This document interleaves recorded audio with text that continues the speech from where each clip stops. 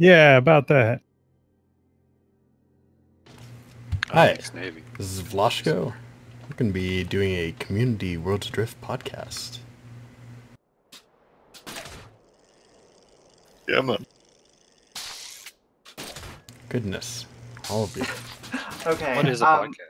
No, my name is Cora. I'm the evil moderator on the Worlds Adrift Discord. I make islands. I really love the game, and I'm happy to be here. I'm DangerSeeker in game, and I started playing Worlds Adrift in probably March, April time. I started mainly as like a PvE player, island hopping, exploring, and then I really got into the PvP element. And yeah, and can't look back now. That's pretty much my story. My name is DocFreeman in game. I am known for designing a ridiculously looking ship that looks like a clam, and I am a data scientist in real life and love talking about game balance. I'm Harms. I love building ships in this game, and pirate extraordinaire. I'm Kevin. I go by Kevdo in game. I'm ThatGuyStix, and I'm an ambitious PvPer. I'm known as MedUnitZeroOne. Real name's Aaron. Excel electronics technician from the Navy, but most of the time I just try to promote, positive community interaction because the PvP in this game is still broken. I'm SnappyTexas, and I draw far more value from other people talking about me than I do talking about myself. So that's all I have. So, the first topic that we have for today is hybrid PvP. Applicable servers, the number of the servers, and the server structure. So I think when we're going in talking about hybrid PvP, first let's say, what did the devs say about this? Well, the devs have said they want to do a server that has tier 1 through tier 3 safe, and tier 4 is the only PvP. And then they want to have a separate PvP server from the way I understand what they've said.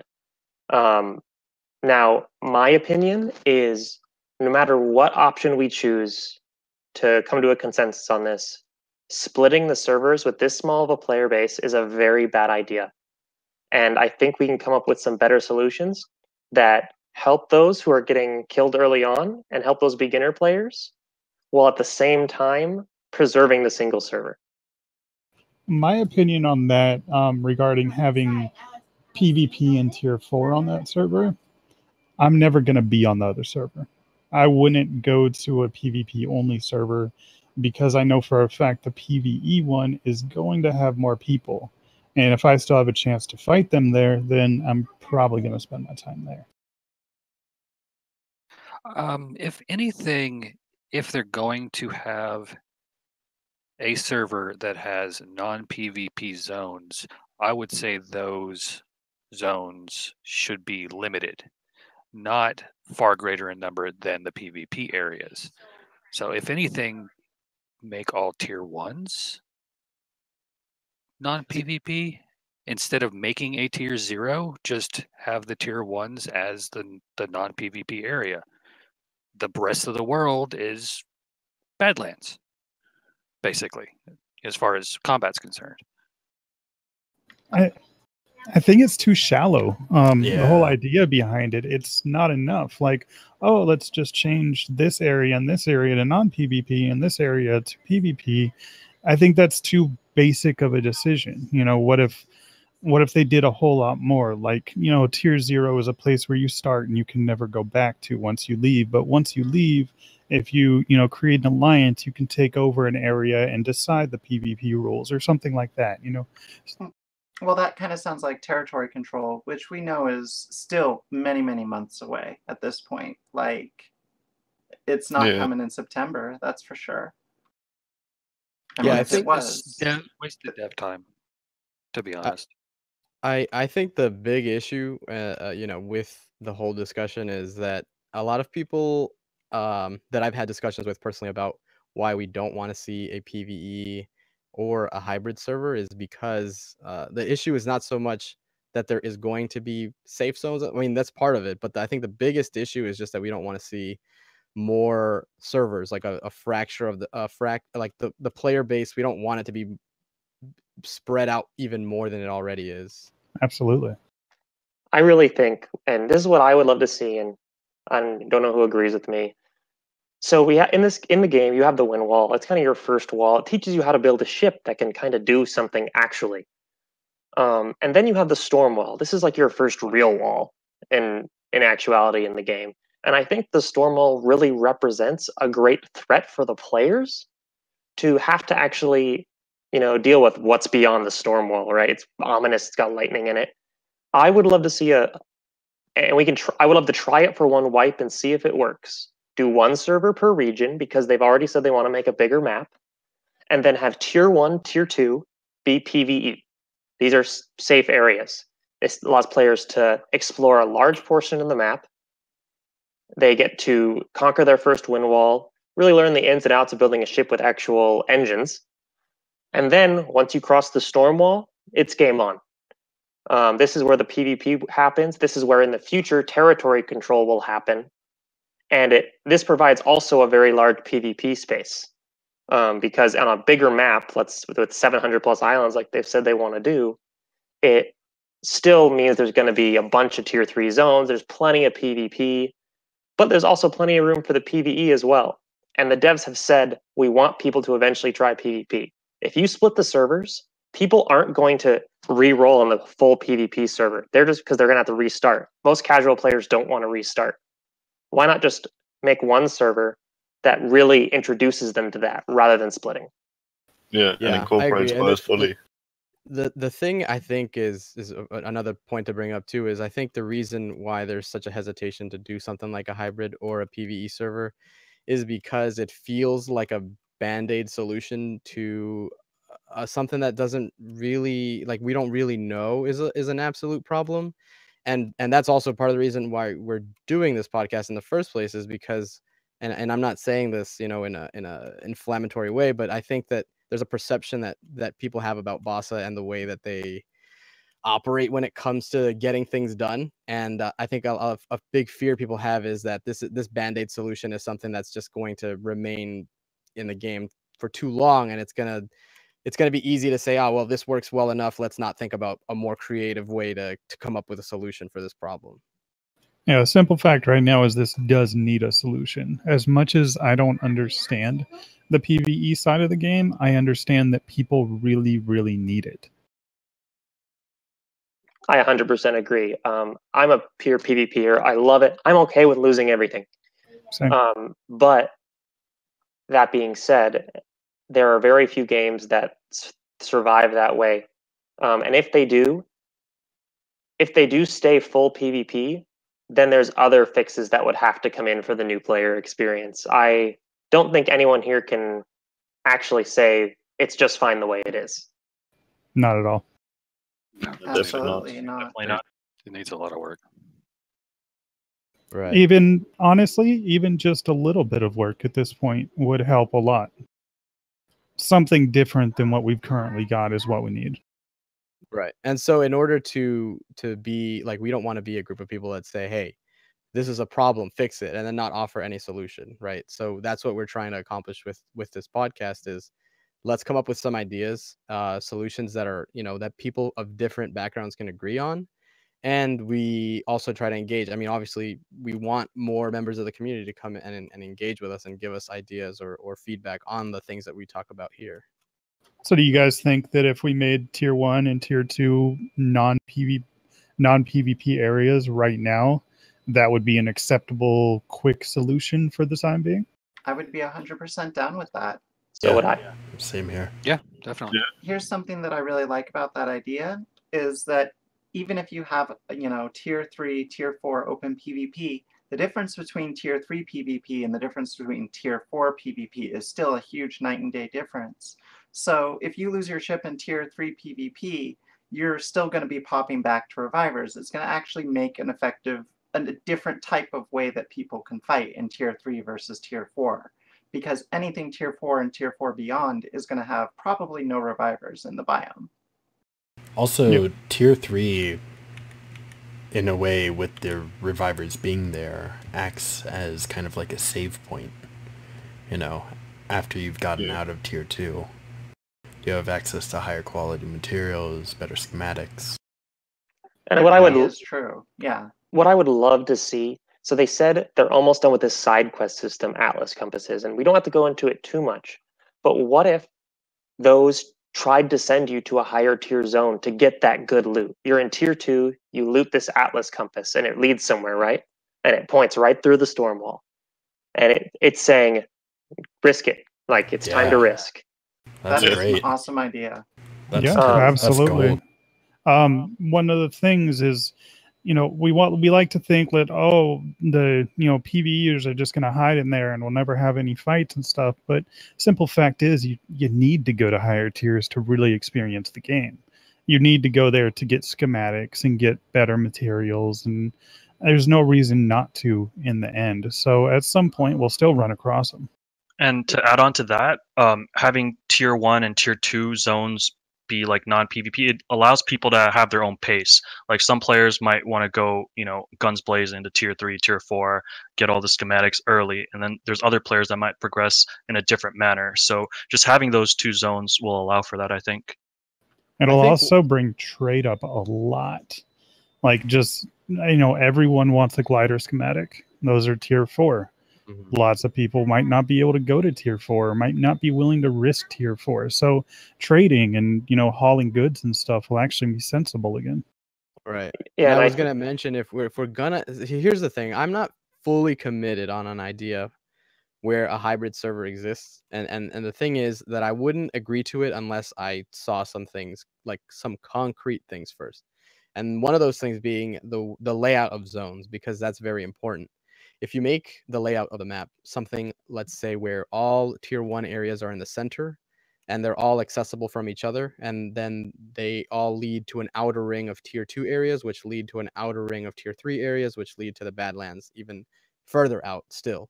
That in my mind makes sense, only because if you are engaging in PvP from Tier 4 to Tier 3, you don't have that safe zone so easily to run to, and same with Tier 3 to Tier 2. There's like maybe it's not the perfect solution, but I guess what I'm trying to say is that you want the geography of the world to make sense in terms of the possibilities people could come up with of abusing the safe zone. Right. And I 100% agree. I think that if this went into play, it would come for the next wipe. I don't think it would happen this wipe. Honestly, I don't think they're ready. But when they do this bigger server, I would love to see it where the sand wall areas are in effect only behind storm walls. There is no way to go to T4 without first passing a storm wall originally. What this does is it allows us to do a little design change to storm walls. So what if storm walls did a shit ton more damage to metal parts? And what this would do is it would make your first crossings usually in a wooden ship, right? With wooden props, and you get you're kind of like half on fire when you go through. But what it could do is if you try to leave in any actual PvP ship, which is going to be mostly metal, this lightning is going to, for lack of a better term, crush you. And basically if someone goes through, they lost the fight really badly, or they're just going to sink in the wall. And this also prevents players from building their really nice ship in the safe zone and flying it back in, right? They still have to build their ship in T3 because no one's going to want to lose 8 engines to the wall. And that way we don't abuse safe zones. You talking about impossible to move through, or just really, really hard? It would do a lot of damage. Like a lightning strike would take out your engine.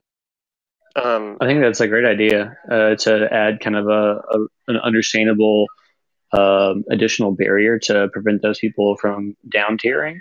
But also in general, a world layout like that is great because it gives a clear idea of progression, which is one of the things that is hugely lacking in what Bossa has provided to new players. The current layout for maps, you have to rely upon third-party knowledge of how things are laid out to know where to go. And new players relying on third-party ecosystems is bad for player retention. So you can give a rough idea to players of a ringed layout like that via a nondescript map that tells them this is how you progress, essentially, but without still giving away too much of the wonderful exploratory part of going around a new zone. And that's something that they're going to have to address, especially considering that they've gotten a block in place for things like WA Watcher that the Cardinal Guild used to use. So it's a solid idea. Also, I hope that everyone can hear me okay. We can? Yeah, we can. Regarding the map layout, you said tier 1 in the middle. I think it'd be better personally if tier 1 was on the outside ring and going in from there, just due to the amount of space that there's going to be. I think there should be more tier 1 than there is tier 4. Personally, I like that's the idea. The problem with that, though, is that when you're in tier 1, you have slower engines. So if you have a bigger space for that, then you're talking about a slower level of progression for new players to be able to go between all the different tier 1 islands to get everything and to have that completionist element. What if it was more like a pyramid shape instead of a ring then? Sure. The problem is that we don't know what is fully possible with the layout and how they can change the map. Well, according to Bossa in their podcasts, they can make the biomes any size. So what they were talking about, I think in podcast 2, was that they would be able to make, for instance, the wilderness biome just one complete an entire zone. Kind of like Wukong. Yes. Yeah, and that's my idea. That'd be is great. You want to have a big tier 4 area. Like you want that to be the biggest because you want people to be there for the longest. Like that's where you want the focus of the game to be, I would say, right? So my idea personally and tier 3 too, because you want if we eventually are looking towards a world where we have territory control, then there needs to be a place that newer alliances can try to take their stake at becoming forces like that. There needs to be a way for them to progress up. If you just have tier 4 as the only PvP area and thus the only area where you can have territory control, then there's not going to be any room for new players. Yeah, they just get locked out. That's why I kind of like Doc's map. I personally think tier 4 should be smaller than the others because of the resources there. I think it should be harder to get the resources and people should be fighting over them more. If it's larger, it makes it easier, more accessible, and less reason to run into other people. I know So we don't have it on the timeline, but I mean, resource distribution would be a really interesting topic for another podcast. And I know that Bossa has Bossa Moser, I think is his name, doing a balance pass on materials. I know that much. So I actually have a design document that's not done yet, but I made a new map that is larger, built for one server per region, and it mentions resource distribution, just like you said, and covers all the issues we're talking about. It is linked in the trusted channel, so people listening to this podcast, you can't see it, but when it's done, it'll be on the forums for you to look at. But that will give you an idea of what we were thinking about that would force players, and it does all the things everyone says here. You want to have probably the least amount of tier 1 zones and tier 4 zones. Tier 1 because people don't use them very much and they get out, and then tier 4 to force competition for high tier resources. So I want to touch on a couple things that have already been alluded to, and that have kind of the discussion has gone that way. Because Kevin, I agree with you. It would take a lot for me to advocate for a PvE or a hybrid server of any kind. I think that this game should be and can do everything that it needs to for all the players' wants and desires. I think that all of that can happen in an open PvP environment. I do think that map layout is a huge part of that, and that goes into really what I think, because like I hear everybody that's talking, people that play have different play styles than me, right? And want a more PvE oriented game. I personally think that if time and resources are being invested in trying to resolve something like that, that it needs to be dedicated to game mechanics and utilities that allow and foster those kinds of things, rather than what I think is kind of splitting the community. And we still don't know exactly, what the plan is, with whether there will be, one server per region and it'll be a hybrid server, whether it'll be a hybrid server and a PvP only server. We don't really know. And to me, that's kind of a problem. What I will say about my, I guess, support in some form or fashion of a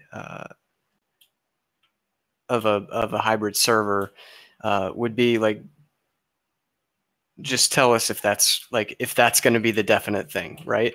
Like make a genuine decision on it, or tell us like this is an experiment. And I would much rather see it as an experiment, but like let us know, because in my mind right now, that's not how it looks. It looks like this is how they're moving forward, and I'm wondering how that's going to affect the people that I play with and the people that I crew with, and the community, the PvP people that I've gotten to know and played with. Like how many of the people that I like playing with are going to be playing the game in 6 months, if that's how this goes.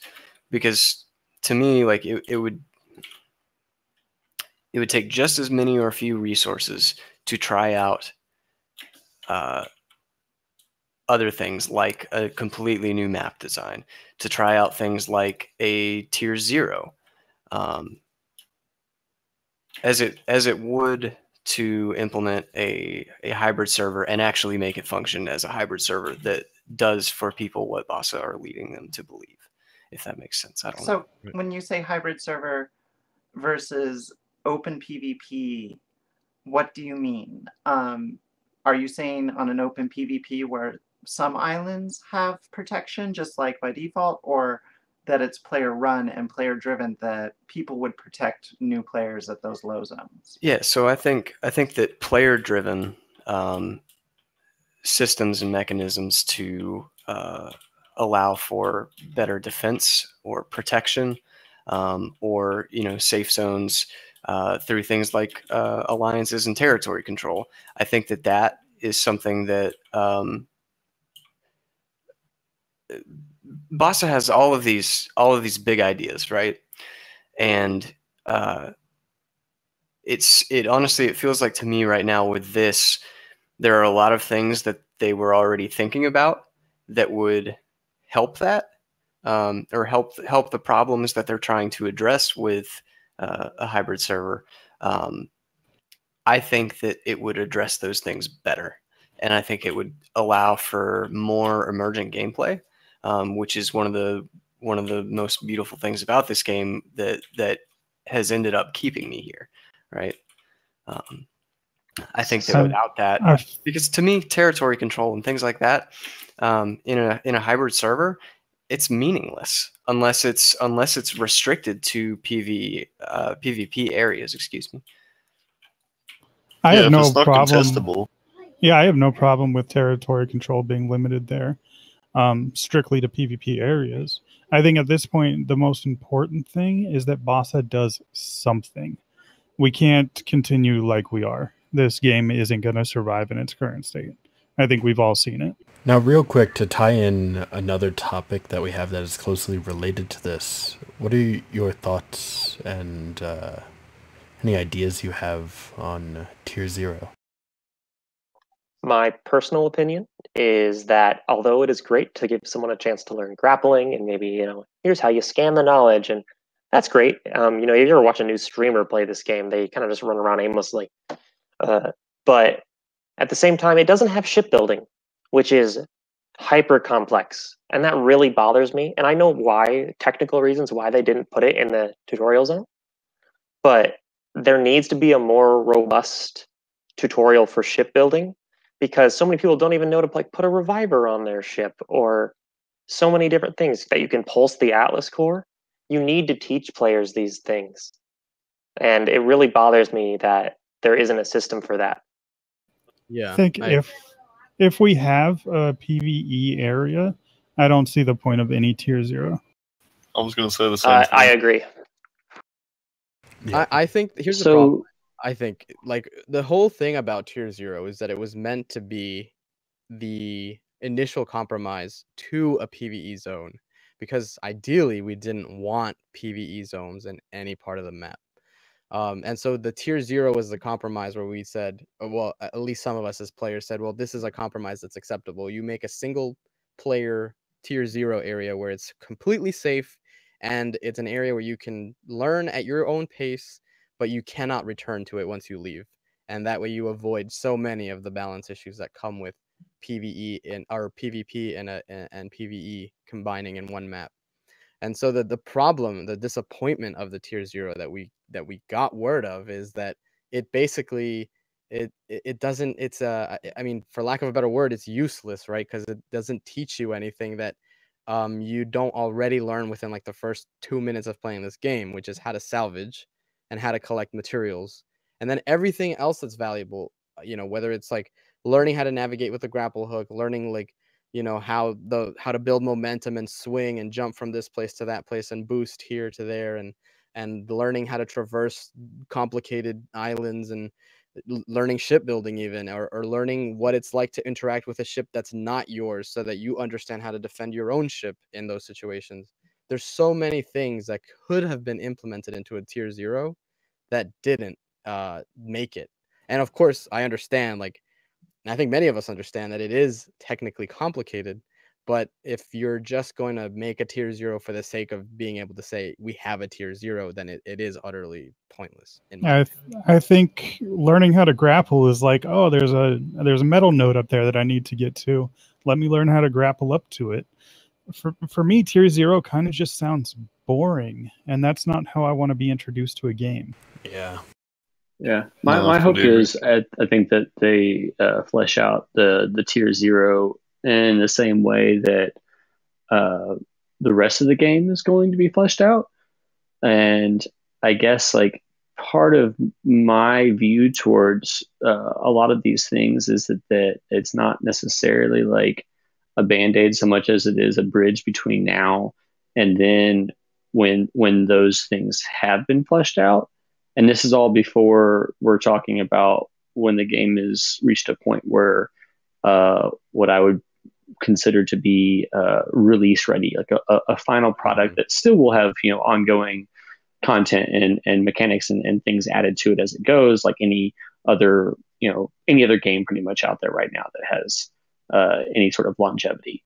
But like that, viewing this these two iterations of an idea that are both the tier 0 and this PvE thing are meant to be I guess like that room, that runway for new players to learn how to better understand the game before they're confronted with the actual meat of the game.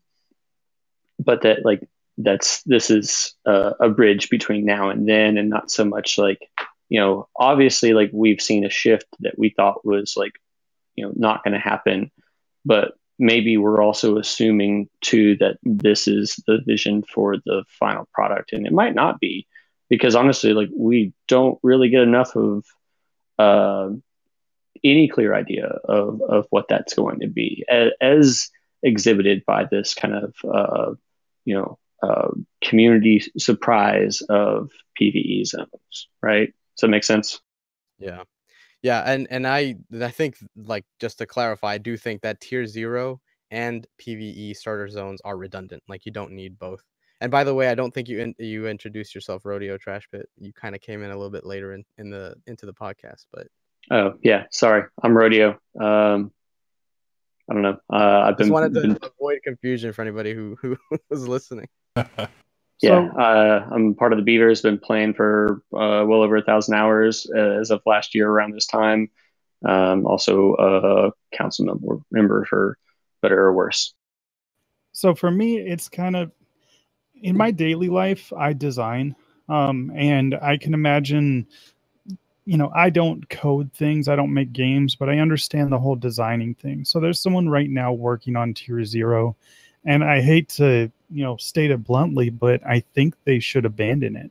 I don't think it's a good idea, and I know how hard it is to abandon something that you've been working on, but I don't think it's going to solve any issues, and personally, I feel like it's just a bad idea in general.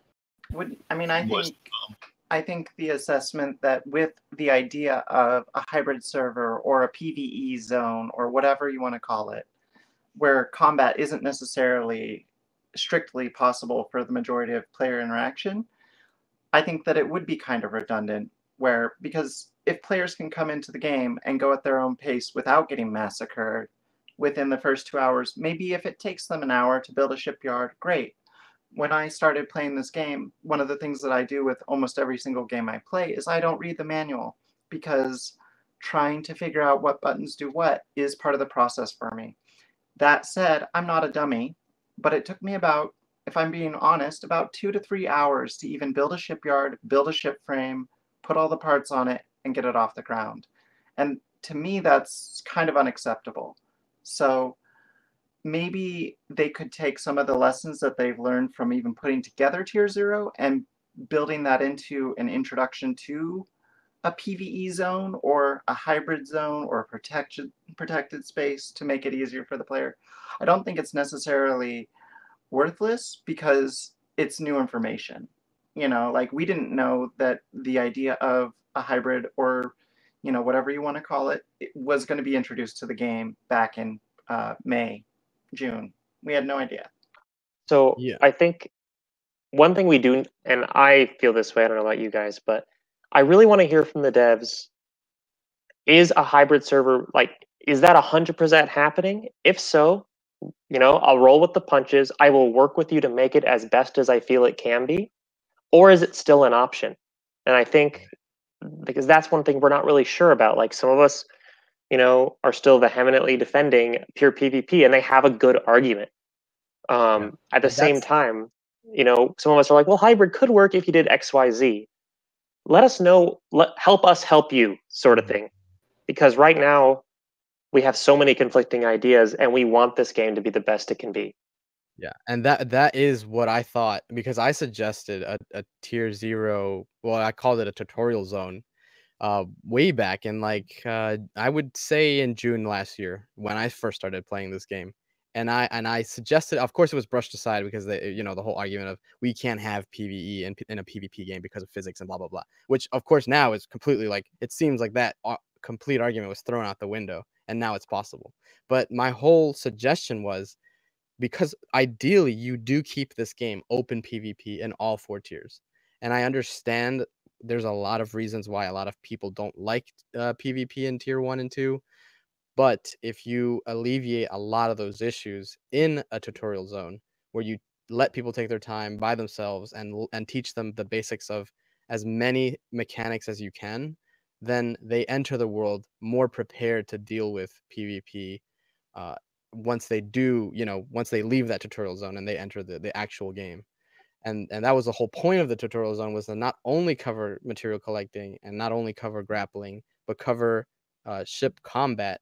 And it doesn't need to be complicated. You don't need to actually fight something to understand how combat works. But I think even something as simple as saying, here's a ship, it doesn't belong to you, interact with it, and then learn it'll walk you through the different things. Hey, this is not your ship, so you cannot immediately take helm. You have to hold the use button and for 10 seconds. And then you get, as a player, because if your focus is PvE, you might never actually see what that looks like, what it looks like to board an enemy ship, to try and take it over, to try and open it. So if you don't know what that looks like, you have less of an idea of how to defend against it. So if in a tutorial zone, if you're given a ship where you can learn at least what it looks like to do that, to be a pirate, then you can prepare your own defenses a little bit better. I completely agree with Kevin on this one. I also would love Now, I know they said, like, well, we don't want people making all these parts in the tutorial zone, it'll lag, like, can't have shipbuilding. Oh man, I wish they could, because I would love if, you built your own little dinghy, and then at the very end of the tutorial, your ship gets blown out of the sky. Yeah. Just absolutely railed by turrets. That'd be awesome. I mean, that's the other thing. Couldn't they effectively do a blight, and limit the number of players in each specific tutorial zone? Couldn't they do like a gentle blight that basically erases ships, but at the same time also provides you with the ability to even build a ship? Even if they made the tutorial zone and at the very end they're like, this is a shipyard, you can build a ship here, but it's not going to last, or, whatever. That would still give players that ability to be like, oh, that's a wing. That's, something kind of like a wing. Maybe it's a fin. Oh, right. That's an engine. That's how it goes on the frame. That would at least give people time to kind of get acquainted, like you were saying, Kevin. Yeah, and we also need to teach players loss. This is a game about loss. It has always been a game about loss. The turret idea. And the devs have said this many times. You can go watch their old DICE interviews. They want that. That's what they want this game to be about: taking risks, and more risk equals more reward. And currently, that is very true. However, it's not taught to the player. The game is marketed as explore fun time with friends, and there might be cannons and manta rays.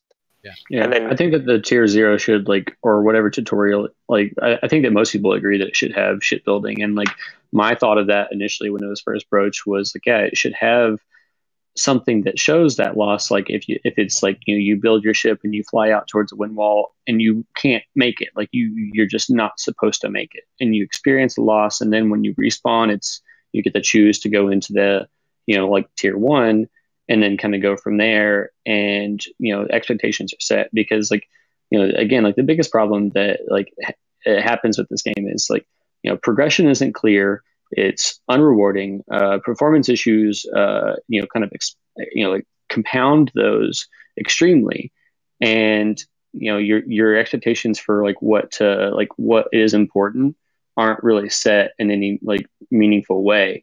So showing that you can lose and move on quickly is super important. And unfortunately, it sounds like it's going to take a while before this type of full range of exposition that's supposed to happen to a new player is going to be presented in a way that doesn't interfere with the rest of the map and the rest of the world. And that's only just because I assume that based off of the two announcements that they've had on the stream and then on the forums that I've seen. These are the two that I've seen that this seems to be the direction that they're going for now. I wonder, right now I think it's pretty clear we don't need tier 0 and hybrid at the same time. So what do you guys think would be more beneficial, tier 0 or hybrid? Hybrid. Hybrid. I would pick hybrid over a tier 0 any day. Okay, so that being if said, hybrid meant tier 1 essentially being the tutorial zone, then I would be okay with that. As long as it's not Boss's current plan to make tier 3 PV, non-PvP. Okay, so that being said, if next week Bossa announced that tier 1 and 2 are going to be PvE, the map's going to be wiped and reset in a more logical way for that, do you guys think that'd be a good starting point with just those changes? I would. Yes. I would love to try one wipe that way and see how it feels. Yeah, we don't have to stay that way. I like it with the understanding that it is a not a permanent decision. We're testing it out. I don't like the idea of committing fully to tier 1, tier 2 safe zones, because I'm so confident it will bring up situations we haven't even thought of yet. Absolutely. Yeah, there is physics griefing and stuff. That's a huge issue, and I completely agree. Yeah, and I like the idea of it. If it's for everyone, instead of splitting it into PvP and PV, hybrid servers, it should be for everyone to experiment with a week or a week. The same server or nothing, basically. Exactly. Speaking of this, I think that this is one of the biggest downfalls that they've had in this whole announcement, is that they just kind of threw it on the table in front of everyone and didn't really explain it to a point where part of me, just based off of the history of what they've done with this game and the periods of time where we've had months without updates, and then drastic what appears to be drastic changes of their like ideas of what's happening, and they don't really explain fully what their plan is, because there is a stance to be taken in saying that this is not their intended goal for the final product, but it's something that's attempted for maybe one wipe cycle before they kind of figure out what they need to, and then move on to a much more elegant solution, because that's possible, but we don't know because they don't tell us and they don't present it to us in a way that like really sets our expectations. And that's the huge downfall in this, because if it was initially presented as we're going to try this for one wipe cycle, it might not stick. Like that might be a bad idea, but at least it'd be more exposition and more like sharing a vision than what they've given us so far. Speaking of that, I want to just point out that we've just now got the PTS. It's a little bit of a disaster in terms of not everybody's got their schematics that they were promised. Some people have their schematics. Other people were having connection issues earlier today, but it's getting resolved. So what do you guys think of the idea of taking kind of like the idea of let's wipe it, let's put it up on the PTS? Like, would you feel bad that the main game kind of languishes while everybody probably hops over onto the PTS to try out some sort of hybrid or non-combat kind of beginning of the game? I think... Oh, go ahead. Sorry. I don't agree with the PTS being used for big changes like that. I understand the need for it. I also don't agree with what Rodeo was saying about, it being a temporary thing.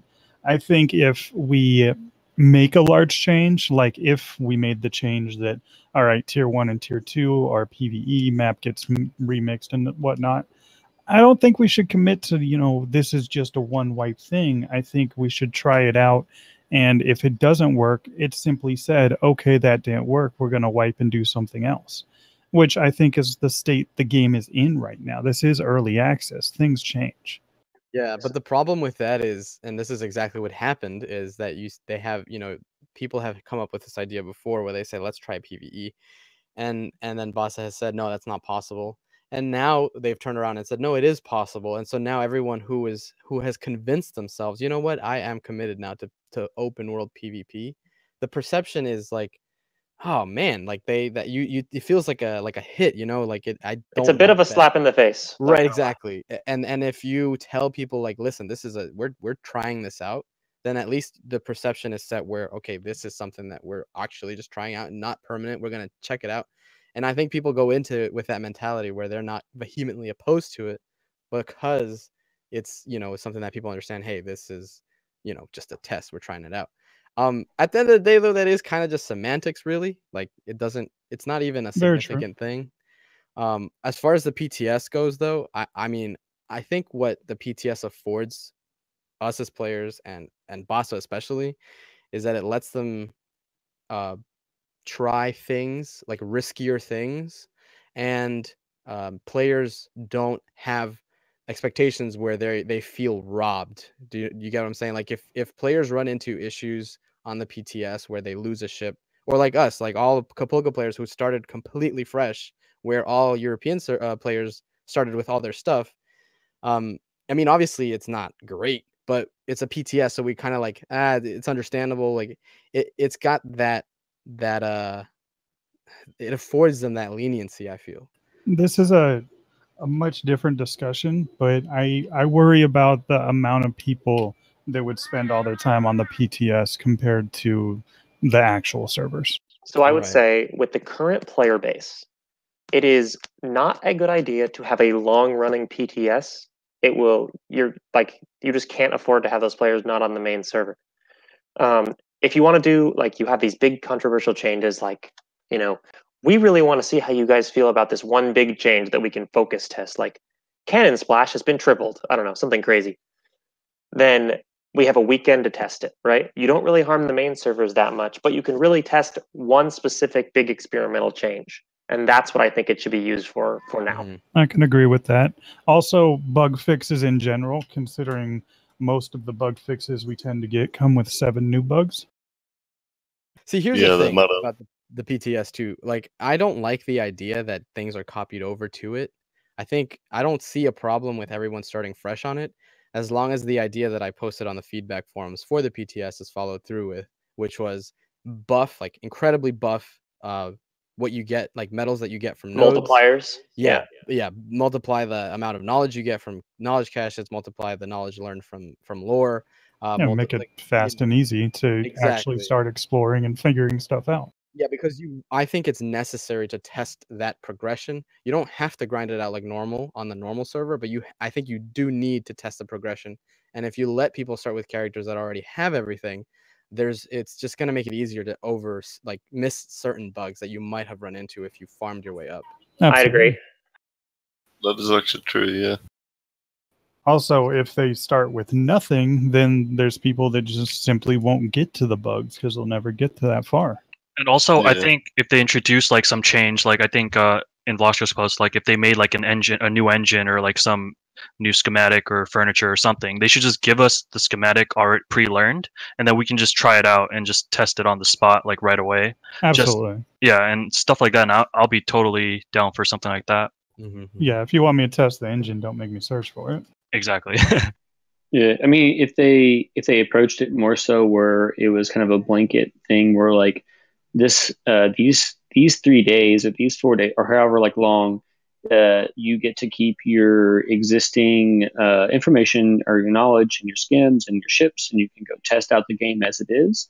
And then at the next cycle is everyone starts fresh, and you get to try and see how this feels from this side, or whatever like organization happens. But if it was like planned out that way, which I think that's kind of what they were going for, or I can only assume that that's kind of what they were going for based off of the fact that they were like going to be like bouncing around round robin, copying one server's data to be able to see like, okay, cool, at least like X amount of people will be able to test what it's like when you're at end game or like mid game versus having to like have everyone test only from start and hope that maybe a few people grind hard enough to get to the end.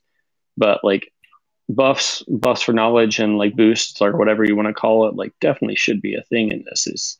I hope that they like come to terms with that and change their approach towards this whole process. I think that that's definitely a necessary thing, but I do think that players, I mean, as long as there isn't a wipe that patch is supposed to be like leading up to, I think that all players should have everything that they've learned. Because to me, like one of the biggest draws and one of the biggest disappointments with this iteration of PTS for Kapulka was being led to believe that we were going to have all our ships, right? Yeah. And that's huge, because I really, really, really want to feel what it's like to have a top tier PvP fight with min-max ships and none of the lag that we've felt for months. And the meat of this update was supposed to be performance fixes that we would see much more greatly at the end game. And so like all the more reason, like, yeah, if we're just doing a PTS for tier 0, then like obviously it doesn't matter. But like if they're presenting a PTS where they have some alliance features which don't matter what level of progression you're at, but also feature all these different fixes that are supposed to address like FSIM transition and the way that ship turning and the server like extrapolation of like figuring out where your ship is in the middle of a battle, like that's you can kind of test that in lower tiers, but we all know that like it's gonna be most apparent and easier to see much more quickly if you just give us our ships. Right. My worry with the public test realm being, everyone's stuff is transferred over, is that people are just going to use it as a carefree place to fight. Yeah, Right. that's what I was going to say. But that's not a bad thing. I want to counter those. If we're talking about trying to test performance, then we get more instances to be able to see what it's like if we can get like 5+ ships in a battle in a server. Like that's again, if we're talking about specifically a patch that has a lot of performance updates and supposed fixes that are meant to be helpful for people in that position, then yeah, why not let us be carefree and just like throw our shit away to test and record and report and see what goes wrong. It's not a bad thing so long as it's very, very, very temporary. Right. If it's just a quick, they can't have it going where we on can for do it. months or anything like that. Yeah, they've said that they're not going to have these things up for very long anyway. I mean, if they're still trying to like keep up with any sort of like reasonable update cycle, and like I guess they're not doing like, you know, they obviously haven't been keeping up with the 2-week thing like they were doing for a while. But like I'm pretty sure that I read that like that it was supposed to be, you know, just short term.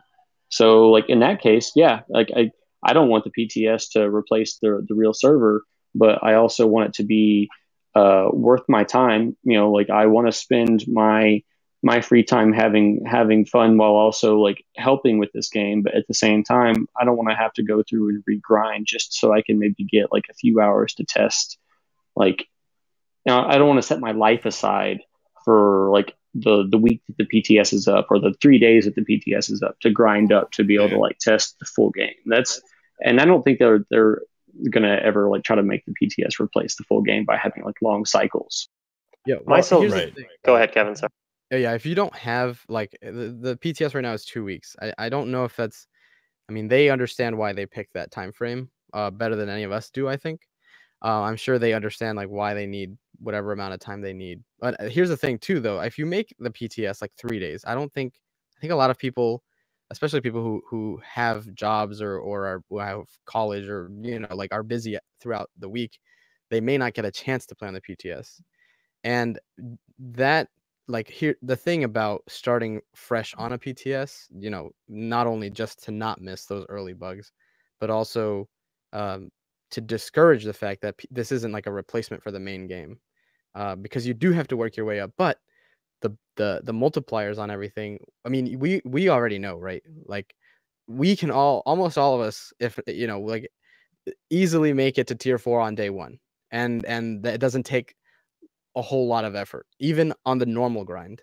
So if you have multipliers, getting to tier 4 on that first day is going to be even easier. You know what I mean? I don't see it as a concern for like missing out on that tier 4 PvP. I think if you have it where it starts clean, you have people who are interested in testing out the game, and then people who want to actually put effort into that testing will do it. Whereas, you know, I'm sure there's people who get on the PTS and then they probably will never provide any feedback on the things that they do there. With enough people and a large enough player base, I don't think it's very important that everyone gets a chance at the PTS.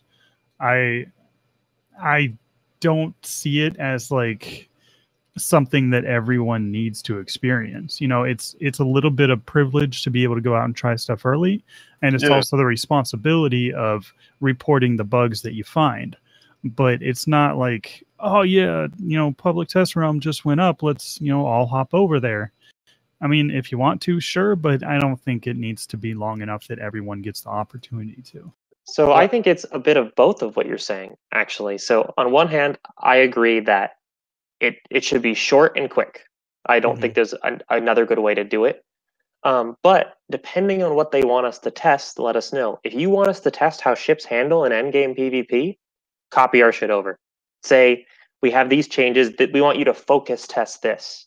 Right. Whereas if you say, you know, we changed the way you gather knowledge and blah, blah, blah, blah, blah, we're going to not copy your stuff over because we want you to see how progression feels.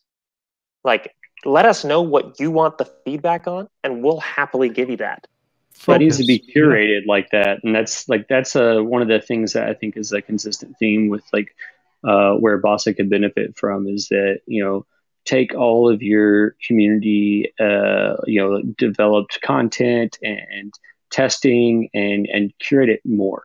Like, if you know that if you're building a map that's going to have like, you know, these like specific types of zones that like, you know, like the battle zone project that some of the island creators had, like things like that, like those should be prompts from Bossa. And then the same thing with the PTSs. If they're testing a specific thing, like have a big like a big message that says these are the things you're going to test. This is why you don't have all your shit, or this is why you do have your shit. Yeah, I agree with that. Dynamically creating the idea of what we're testing, I think, works probably better than having a fixed way of doing it. Sounds smart.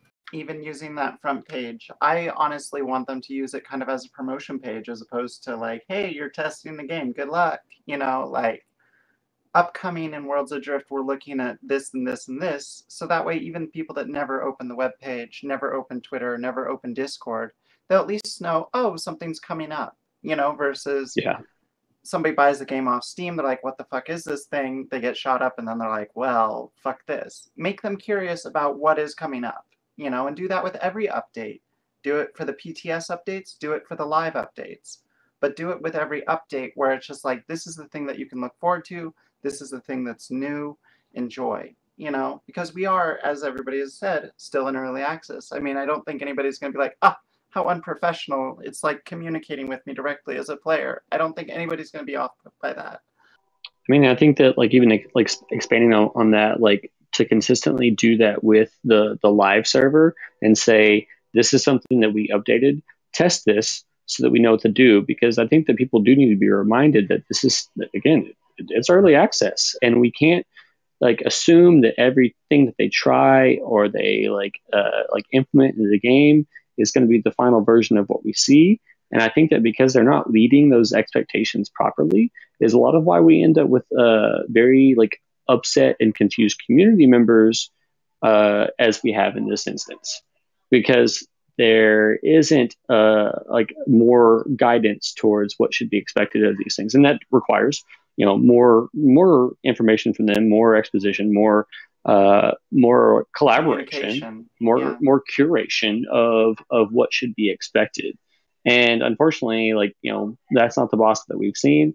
So, you know, I am trying to like view that as the outlook for it, and also like, you know, push to give them that type of feedback so that hopefully maybe one day that is the Bossa that we're dealing with, because these types of like cultural shifts within a company and within their workflow, that doesn't happen overnight. And like, I don't know, like I've only been around for a year, but then I know that there are people who have been around for like 3 years in the community that like you might see them here and there, but they've like, you know, still impacted like significant change, you know, during their more like thorough engagement like periods of time. They're, you know, they go in and out of it, and that kind of makes sense, but we don't know what, you know, like what that was like for them. And like, I kind of like wish that some of those people like gave more input about you know, what they did and like how they achieved it, and you know how Bossa has changed like since then,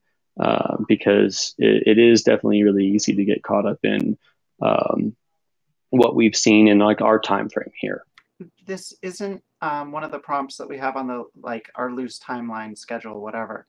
But what would you guys think of Bossa being more direct versus like the influence on the experience of the game itself? Because I think a lot of Bossa's hesitancy to get seriously into the thick of it with players and say, hey, we would really like it if you tried out our new cooking, or hey, we updated engines and overheat. I think that a lot of their hesitancy to be very pointed that way is because they don't want to limit players' experience to just one narrow thing.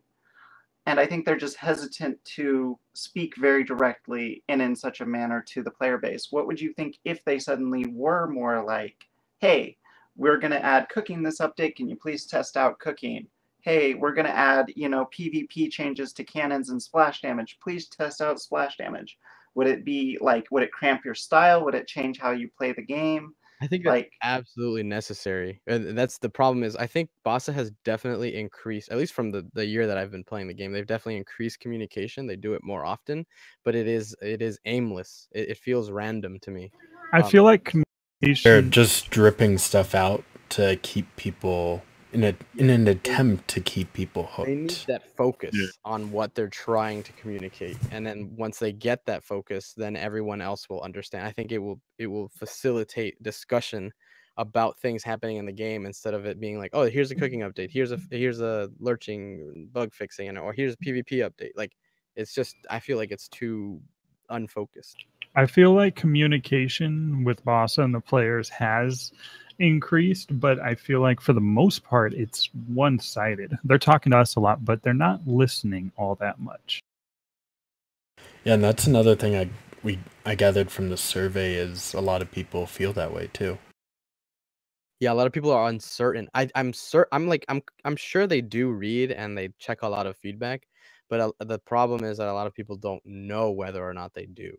Very It's true. not clear. Well, they don't Yeah, respond. none of this stuff is ever communicated. They barely respond, and historically they barely respond. And then when they do, they're met with a You cut out there. What was that? sorry. This is historically true for them that they don't, and then when they do and they appear, then it's a wall of people wanting to get some answers. And I think that like one time Snappy explained it, and it's like we're yelling at a wall, and then like eventually like someone walks by a hole in it, and then it's just like what do I say? And then like you just like try to like get like something out of them like in this tiny little window of opportunity, and it's never fulfilling. I think this is a good transition to one of our other topics. Yes, which is go on, Harms. Mainly Boss's priorities and why we're here in general. Before you guys get into it, podcast. Before you guys get into it, I unfortunately do have to go. This was an unexpected appearance for me because I had other plans. Thank you for having me. I hope to be involved in the future. You guys have a good night. You as well. Absolutely. Take care. Thank you, Rodeo. Yeah.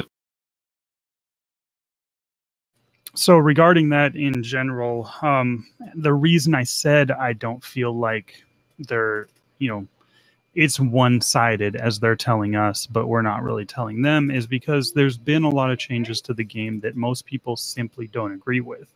And I'm not saying they have to update us on every single thing, but when you put in things like motion blur with no way to turn it off, without telling anyone it's coming, and then are unable to fix it for months on end, I feel like there was a huge lack of communication with the players there. Right. If I may add, like it's things like motion blur, screen shake, ideally would be best suited for the PTS, something like the PTS, where we could just give our opinions like right away that this is not what we want. And that's again, I think, yeah, a go ahead. result of, like the lack of focus, I think. Mm-hmm. Which do one thing and do it right. Don't do lots of things and do them all kind of poorly. Right. So, I mean, in the topic of the community-led podcast, I like it a lot because I don't think this is breaking NDA. This is somewhat similar to what we do in the CCC. Even as a CCC member, I don't know exactly how much I can communicate or in what way can I communicate to people around me. So, I mean, you now have two bodies of players. One of them is kind of Bossa curated, and one of them is this group, which I honestly think is going to go places, saying, hey, we would like some direction. A lot of the time, I think from Bossa, either, I don't know if they outright say it, but I think that they're concerned about ruining the purity of the experiment and, influencing the game world or influencing the player behavior. They want something to be emergent. They want an emergent community. They want an emergent bug testing environment. They want an emergent synthesis of players' hopes and dreams. And I don't think it's really suiting them at this point. Like, they don't have the player base for an emergent PTS test. If you have 200 players, you maybe have, I don't know, 50 of those at most get on the PTS. That's not a lot of testing. In what other games, your PTS may get a small portion of your player base, but that's still, let's say, 2,000 players. It's a whole different thing. One of the big things is I don't want to tell them how to do their jobs because I don't want someone coming to my work and telling me how to do my job. I don't want to tell Bossa that they need to do this or that or that. But I would love to know what's possible. We don't know. We don't know what's possible, at least us out in the public. And I'm sure you'll see a difference between what we talk about and what, the council talks about, because the council might have more inside information than us. But in general, I'd love to know if the stuff we're talking about is simply not possible, so that we could come up with different ideas. I 100% agree. And, I want to say we all want this game to really succeed. So, Bossa, if and when you listen, don't think we're not trying to shit on you. We're trying to help you. We love this game. Yeah, we really love this game. And at the end of the day, that's why we're all here. And on a side note, one thing you've been doing great, I do love the Bossa podcasts. They've been way more informative than the Bossa streams ever were, for the most part. And so keep doing those. I really like those. But you don't think that if Bossa communicated more pointedly, like, we're going to be doing this with update 26, we're going to be doing this with update 27, if they communicated more directly that way, and even in game, would it ruin the experience? Do you think it would impact the bottom line of, like, kind of this idea of a pure emergent experience, whatever it is? I don't think that would affect that at all, personally. I don't think that'd be a bad thing at all, provided if they want this to continue being, as quoted, a community crafted MMO, give us a chance to veto stuff. If they're making a decision that is just not sensible to the most of the community, I think that should be up to the community whether or not some features get added or not. I mean, I think for everybody in this channel right now, everybody with the idea of a hybrid server, as we understand it, because we don't know all the details, I think at least everybody here wants at least 50-50. They do not want a 75-25 split. Right. Absolutely. Absolutely. That'd be terrible. That'd decimate. Yeah, it would. And then I think the other issue right now is simply priorities. Where are we at with the priorities? We see a lot of bugs in the game, a lot of stuff that we've all learned to live with. When something kills me randomly in game or does damage to my ship, it's kind of just everyday life. I think there's some features that simply don't need to be added before those are fixed. But I don't know exactly who's on what team or how they're splitting those resources or anything like that. So I can't say for certain whether or not, implementing cooking is, interfering with one of these bugs that just bugs me every single day. Also, do we know or do we not know whether or not they have people managing, like, who should be on what for the time being? Like, kind of like a project? Like their corporate structure? Yeah. I'm pretty sure they do. I mean, I think they talked about it on the podcast a little bit where they mentioned, like, they're not just drawing, the artists are doing their thing and then the coders. I mean, everybody has a job and everyone's doing that job. But is it pertinent Herb did a company snapshot a while back. It's actually pinned in general on the now official Discord. If you go to the general channel, there is a pinned post that kind of outlines a couple weeks back what Bossa was working on. In that pinned post, I believe one of the people was the lead developer, but they weren't doing a lot of leadership-based stuff. They were primarily doing code at the time, which kind of was like, whoa, okay. Yeah, I mean, it's a tricky topic because I think we can only, I mean, like Harm said, right, we're only talking about, like, we're not, I mean, I think most of us would say we like, reasonably, we can't tell Bossa, hey, do this, and that, because we aren't in that industry. We're not working there. We don't know the day-to-day and the specifics.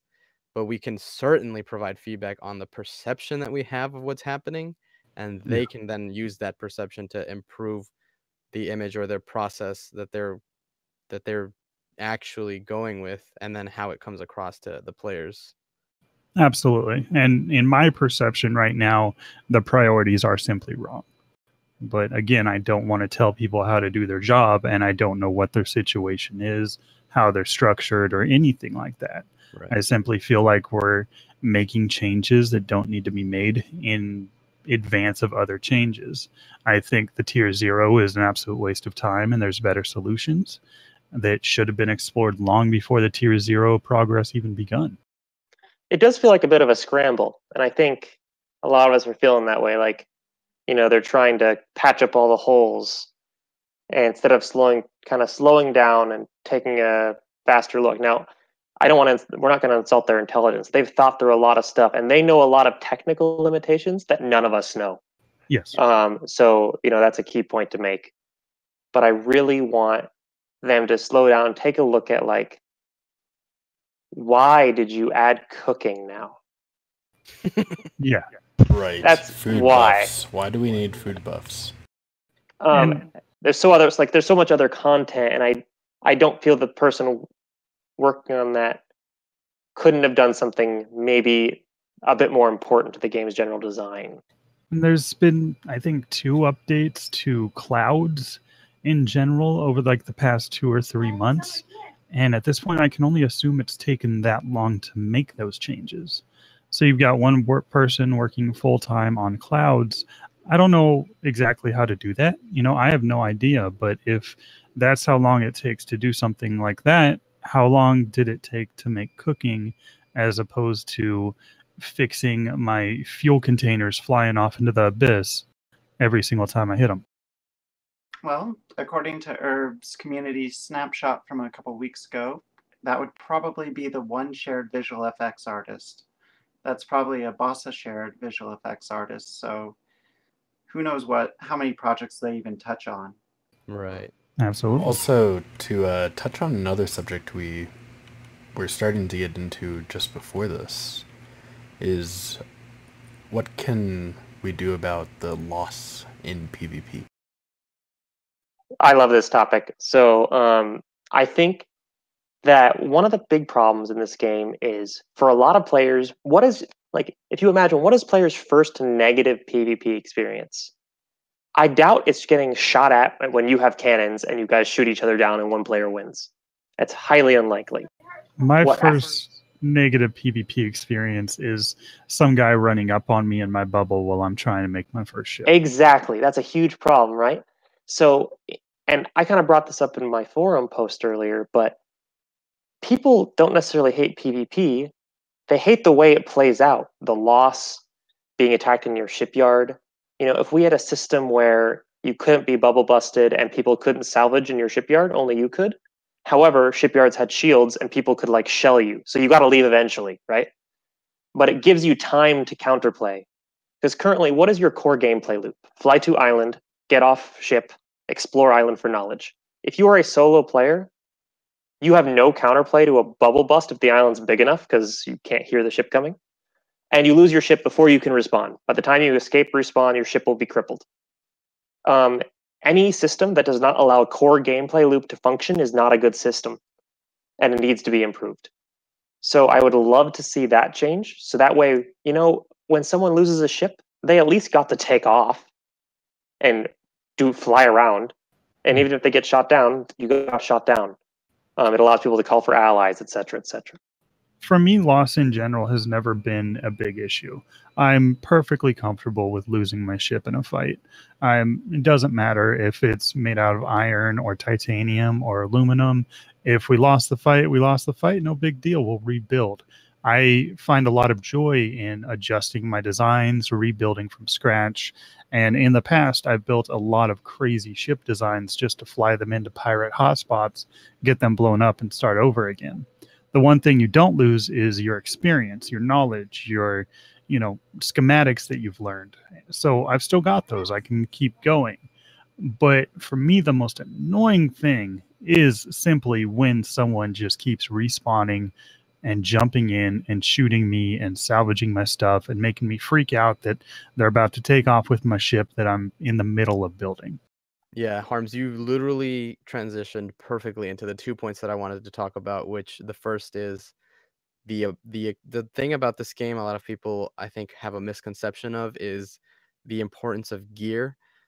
This game, I think, probably by mistake got that really well, where gear is not as important as your experience in the game. So that means you could fly a tier 2 ship and fight a tier 4 ship, and you have a really good chance of beating that tier 4 ship if you have the experience in this game to do it. It's just about the in-game knowledge. But the problem with that is when you have an experienced player, let's say somebody who's played for 1,000 or more hours, and they run into somebody who has only played for maybe 30 hours, there is a massive gap in the experience there.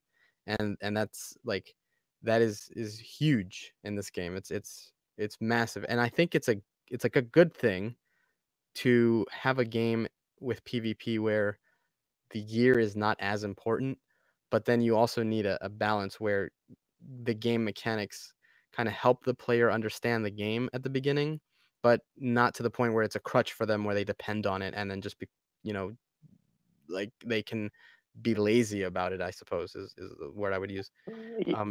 And the second point real quick too is that there also needs to be a clear understanding of what is PvP and what's not PvP. And that's an issue we probably might never stop having. Like that discussion, I don't think everybody will ever agree what's griefing and what's not griefing, because, it's all about self-efficacy in this game. Like if you have an interaction with a crew where you lose your ship, it's the outcome and the perception that you have of that situation is just up to you. Like if you want to say, oh my God, these guys, they're just griefing me. Like they completely have nothing to gain from this. They just wanted to sink me because they get laughs from it. You can easily think that, or you can easily think, wow, that was amazing. Like my blood is pumping, that like I lost my ship, but that experience was like awesome. And I want to have that again. And I want to be a part of that. It's just up to the player. A huge part of loss. So part of the game's economy at this point is bank ships. And the devs have talked a bit about a storage system. And at this point, there is no design decision that I could see them making that would ever prevent bank ships. I would love to have an NPC bank. So to me, there needs to be some way. So because we know they cannot get rid of bank ships, that will be in the game forever. The core mechanics allow for it. We then must give a positive incentive to either use another banking system. Alternatively, we need to teach players about this, because when we lose a ship, like experienced crews like us, we're like, damn. But go to the bank, rebuild, not a problem. Mm-hmm. When you're a new player and you lose your ship, it's not just your ship.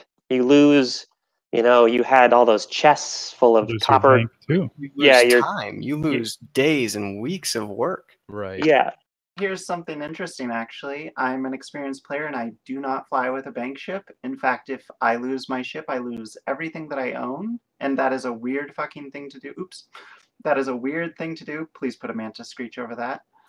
But the reason why I do it is because it's kind of in that core vision where it's like we want it to be meaningful. But at the same time, the reason why I don't mind losing my stuff is I know kind of what's at play.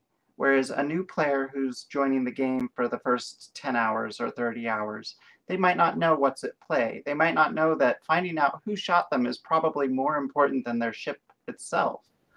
When I'm theory crafting ship designs, like I did almost full time before joining this crew, I would deliberately get my ship completely destroyed so I could start over fresh on a new design. I hated taking the parts off an old ship to put them on a new ship because I'd prefer just to start fresh. So I wouldn't have a bank and I wouldn't have storage. I would simply go back to the island that I love to farm and start fresh. Yeah, and this concept of banks is something that I've worried about with a PvE zone, because if you have some people have like 7 accounts, and that means they have 7 times 3 characters or whatever. So you can have so much bank space on an alt character in a PvE zone where no one can contest that bank, and it's completely safe from destruction and a whole that worries me. To circle around what we're discussing, to circle around to what you guys were talking about with safer bubbles and people running up and killing you and stuff, would that even be an issue if we had tier 1, tier 2 PvE? I do think it would, because it's still a core gameplay flaw. Let's say you're on an island, you're tier 3, you just went through the storm while you're building your ship. On one hand, we could have a system where someone begins shelling your shipyard shield, and it says your shipyard shield is taking damage. You get time to respawn, throw your parts on, and its health's ticking down, and then you can pick what to do. The other thing, especially if you're a solo player, you get the T3, great. You go to explore because you have to. You can't not leave your ship. And, you know, us and our 14 cannon steel ship fly through your bubble and like light you up before you can even think.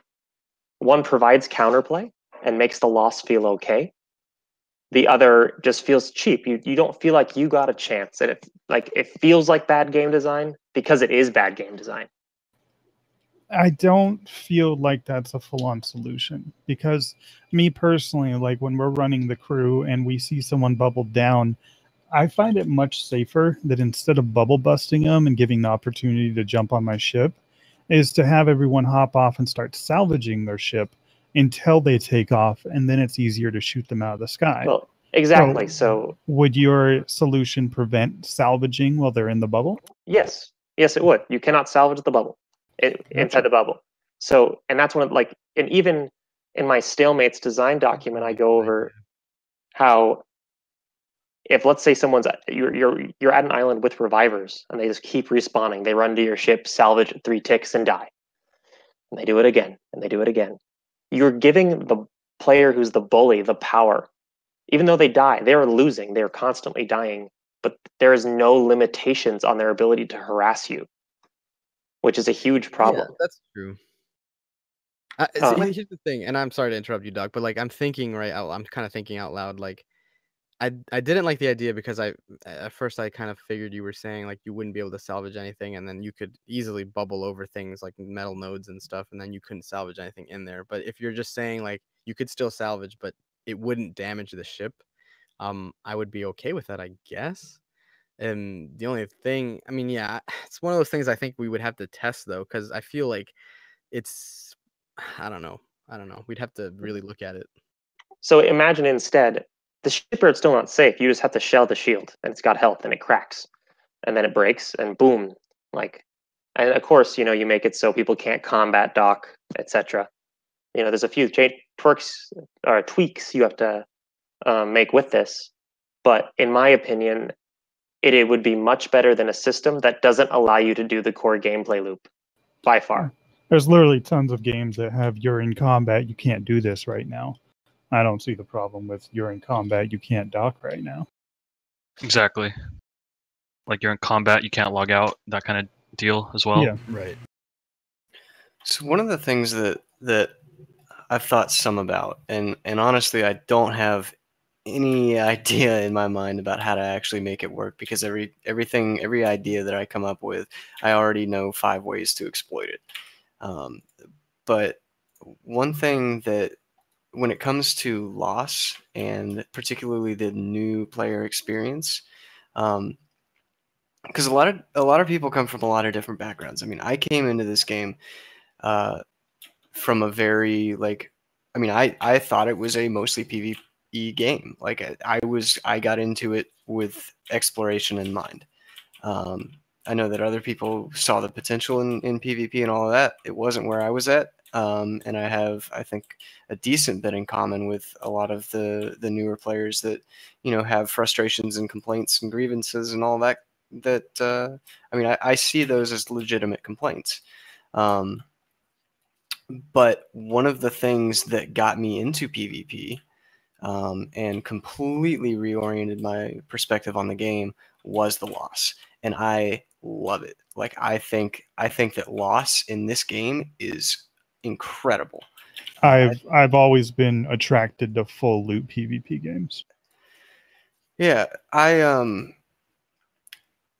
had a big, I guess the first major loss that I had was getting just absolutely tanked by Vexus and Atreides. And I didn't know what the hell I was doing. I had just joined Freeport. I was doing the defending kind of stuff, and I had been in a couple of fights and skirmishes and things like that, but I had no idea what like a real 1v1 ship fight looked like or felt like when you lost. And it was one of those things that like it drew among other aspects of loss that we had seen before, like a lot of the people that I first started playing with, like it took a toll on them, and none of them are playing the game anymore. And it's not exclusively because of that, but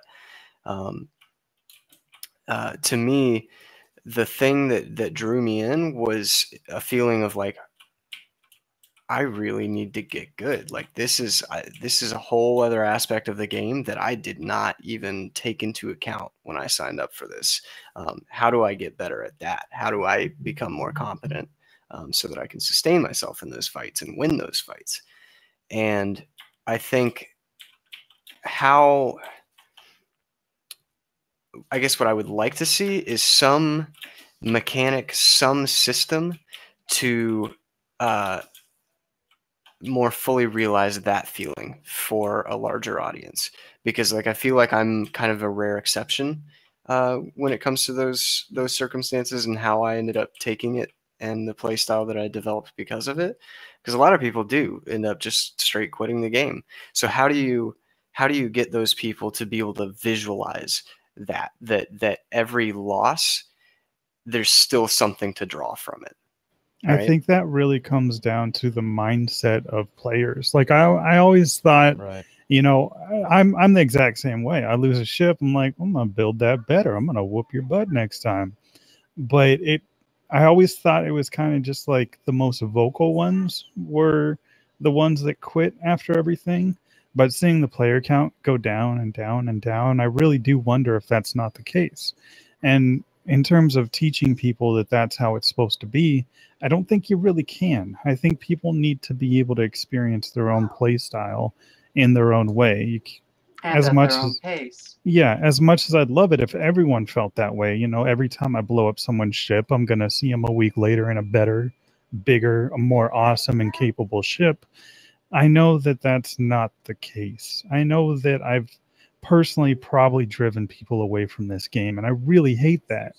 But my play style doesn't necessarily work with other people's play styles.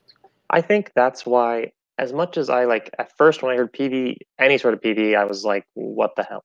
Yeah. But, you know, I'm trying to come to a good compromise, and it sounds like the devs are almost dead set on doing this. So to me, that tells that we should make the best hybrid server we can, given that they're going to do something anyway. I think the best way to get PvP is to get more people in the game to experience what they want and let them drift over to it. And we can keep in mind, if you have the nice part of any game that has servers with and without PvP in the same server, is that when a player goes past, in this case, we were talking about the storm wall, that they know this was my fault. I went through here, I knew the risks, and it's tough if you lose your ship. It suddenly goes from, oh, you know, somebody's bullying me, to I took the risk, I went through the storm wall, I did it, hooray, and then I got shot up. Well, I expected that. Suddenly it's no longer on the game, it's more on the player's actions of, oh, I went to tier 3 or tier 4, that was on me.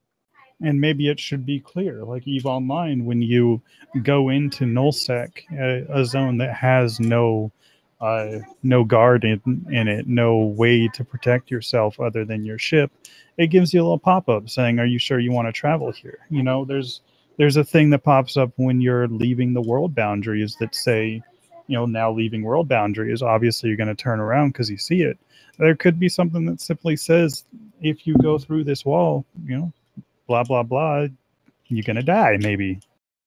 Yeah, and the thing is, like, you know, a lot of the community members that I've talked to have made the point that you don't need safe zones for that sort of mentality, because, for example, what we have going on with Vela, which, you know, our crews protect for the most part, we keep it relatively safe for the people that make it to this tier 3 zone.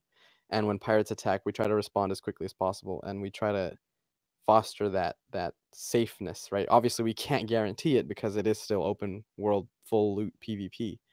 But what I've noticed is that a lot of people who come to Vela and feel secure in defending it, they grow into PvP, and they say, you know what, I want to help you guys defend it. And we have a lot of times where people will you know, people who like regular citizens of Vela will just come in and say, hey, you know what, I built this ship specifically because they have all that time to farm, and they're safe in that zone, and they have the time to build ships and try things out, and they start to form ideas about PvP, and how they can fight with a ship in PvP, or maybe they have so many mats that they're like, okay, you know what, I have so much stuff saved up now that I can throw a ship or two at PvP, and we get like so many people that jump into it. So when we do get attackers, they're like, everyone's gung ho and, oh yeah, we want to defend, and like it's happened several times where a lot of people who we didn't think would jump into PvP have wanted to try it out and help defend. Give people the they chance to.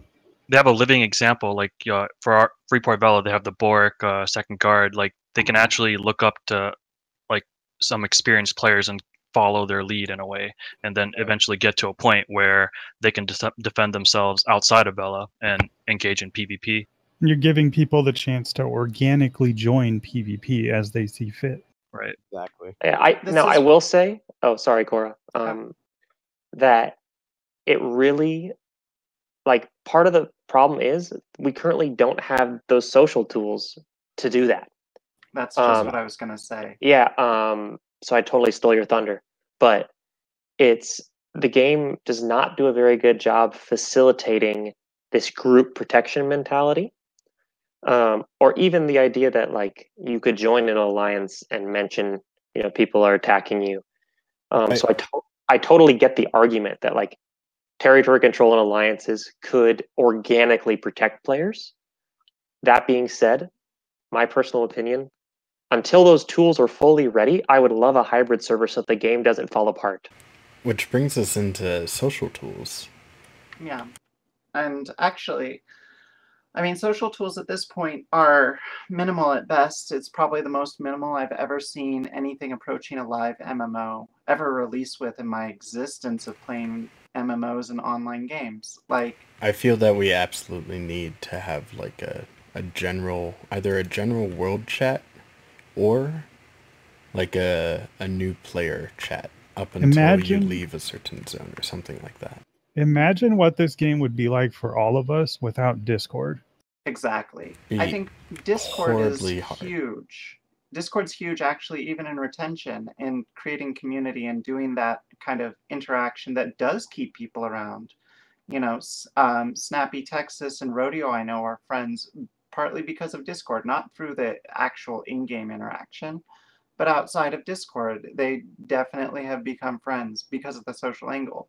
So I know that given the social tools that we have in the game currently, it's kind of been a back burner item, and I really think that's a tremendous misstep for Bossa. We have alliance testing going in, and this is going to be like, I guess, my own personal pitch with that. I would even think, make it intimate enough that give people a look at an organization of paper dolls even. Give people a book of pages, like, this is your crew, this is your alliance, and even give players the ability to be like, next to your paper doll, this is what I'm about. Have people open pretty much a phone book in the game, flip through the book, find the person that you might want to network with, and network with them in the game. I don't see any reason not to have multiple chat windows, one of them being a general chat across the entire server. Here's the thing about that, real quick, and this is just my opinion on it. I think things like that are definitely necessary. What I do respect Bossa, like the decision that, and probably part of the reason why they haven't done this yet, is that they're trying to do it in a new way, in a way that's not something that's like as simple as slap it into a chat box and then call it a day. Which is, the thing, like the discussions that they've had about radios with alliances and things like that. I really do like that they are trying new things like that. But of course there is the balance of like, how long is too long to wait. And then we're back to tutorials, actually. Like, yelling in chat requires you to type in all caps. There is nothing in the game that tells you that. Absolutely nothing. And it's kind of counterintuitive to what people expect as decent behavior. It's true. I mean, I ran into some pirates and I actually shot them up because I didn't like them. Surprise, I finally shot somebody. And even though, they're like really mad at me for ruining their day and I'm like sitting there and attacking them, Eventually, I'm like, hey, if you type in all caps, you can talk further. And they're like, wait, seriously? That's stupid. And that's where like we stopped shooting at each other.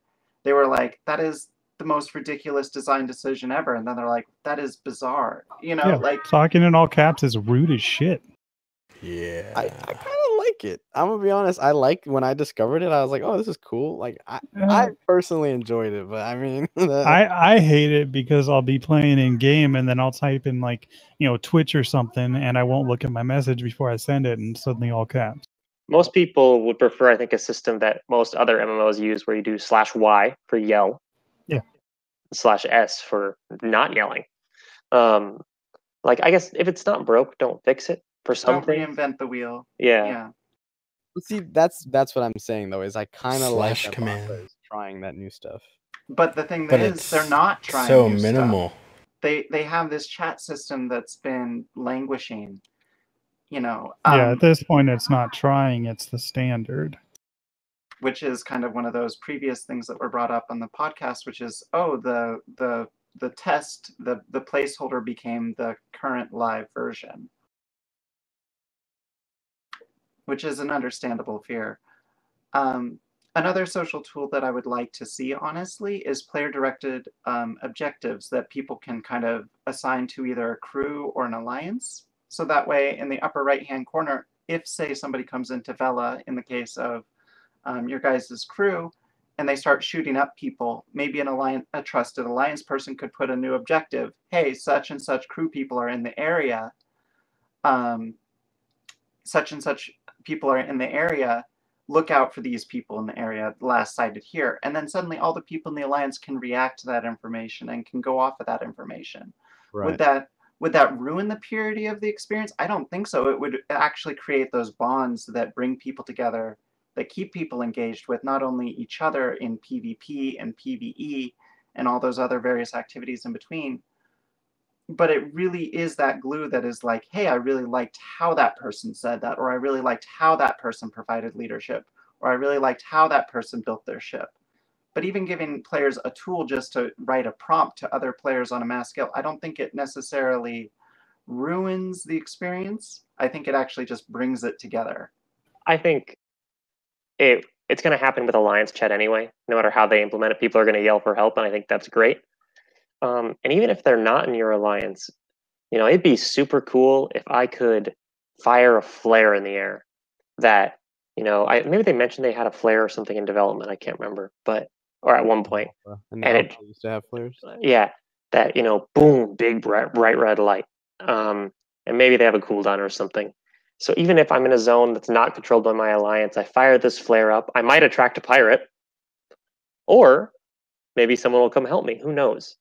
The point is, players like more player interaction, and we would really love those tools because when you have a small player base as this, you need to get that player interaction going. That's what keeps people playing, and that's what gets other people invested.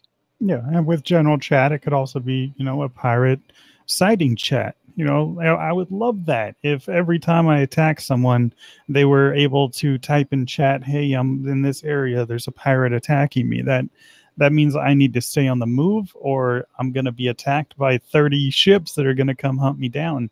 It would give people the chance to actually become pirate hunters.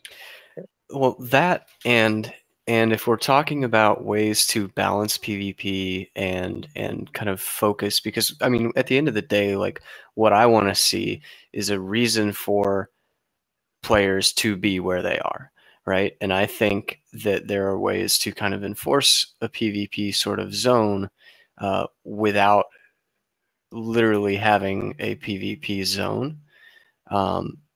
And I think it's by having incentive to be there, right?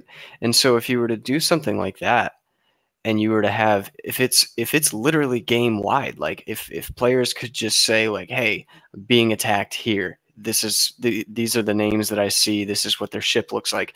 You know how many PvPers are going to be drawn to that spot and keep their PvP like in and amongst themselves? Because I don't know a single real like a PvP player that doesn't want a better fight. Like, I mean, we sink ships all the time, right?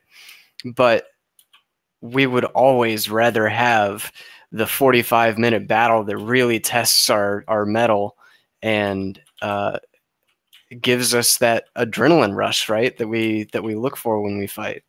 And I think being able to have kind of a world contribute to itself in bringing that together, and localizing that, I think would be a really, really cool thing. Oh, and in before you can leave or join the channel, so you don't have to be in the channel. I don't know. I kind of don't like the idea of a general chat for a lot of different reasons. I mean, there's obviously a lot of pros, but I think there's also a lot of trolling that can go on and a lot of inappropriate things that can go on in general chats like that. Well, that's what moderation is for. Yeah, but then that's exactly, then you're talking about extra moderation and all this other stuff. So And probably money behind it. Yeah, fucking hire me. I mean, whoops. Well, just like that right there. I mean, there are people that already volunteer to be moderators in like the Discord and stuff. They're not paid. You know, they're people who enjoy this game. So there's no, I don't think there'd be hard to get moderators inside the game. Unfortunately, because it's like inside a certain game environment, they would actually, I think, legally be obligated to do some sort of compensation. They would also have to give you admin access tools, and I don't know if they have levels of permissions on those. So in theory, they'd also probably be giving Cora a god mode. Well, that being said, there are firms out there specifically for that, such as like Metaverse Mod Squad, who does in-game moderation. So, I mean, the state of general communication, though, is pretty dire. I think that that's pretty much something that we all can agree on. Yes. Yeah, absolutely. We I mean, we're pitching all of these ideas, bouncing them off of ourselves because it's lacking from Bossa. Even the new ideas, they're not fleshed out. We don't know what we're gonna see. We don't know anything about the future of the game, really, except that these are on the list of to-dos at some point, Bossa soon. We need less drip feeding and more concrete, solid stuff that we can expect sooner than later. Yeah.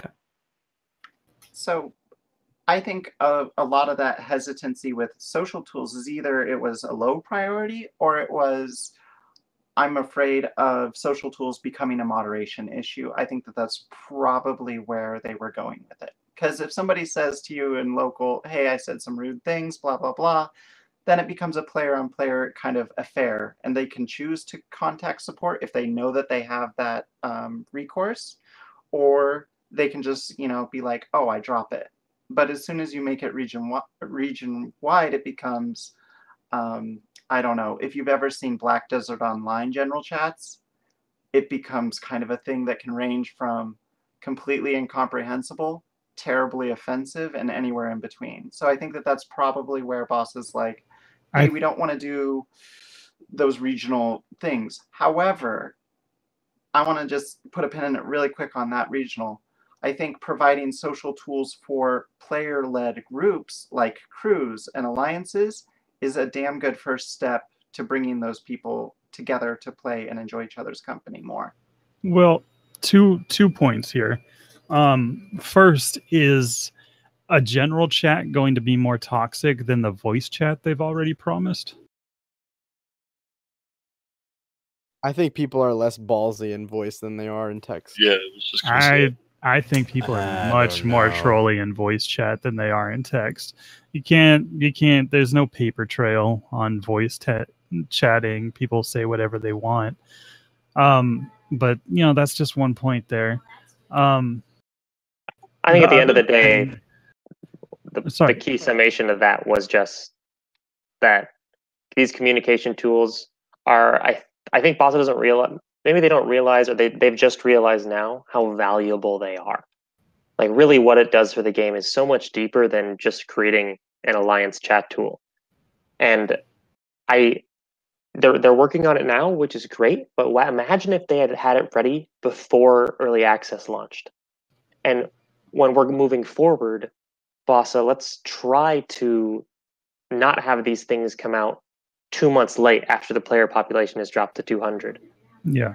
Let's try to predict the important things.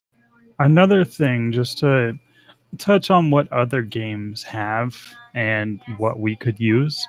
Back to EVE Online, when you first join EVE Online, you're part of a default alliance, a default corporation. So you get popped into just basically one with a whole bunch of other people that aren't yet in their own alliance or their own, crew or tribe or whatever. I feel like that could be beneficial to give people a starting point in the social world. Until they join something of their own, they're just part of the default. Well, and I think that they kind of were thinking that that's where they were going to go with it to start, because I don't know if you remember, but like before alliances got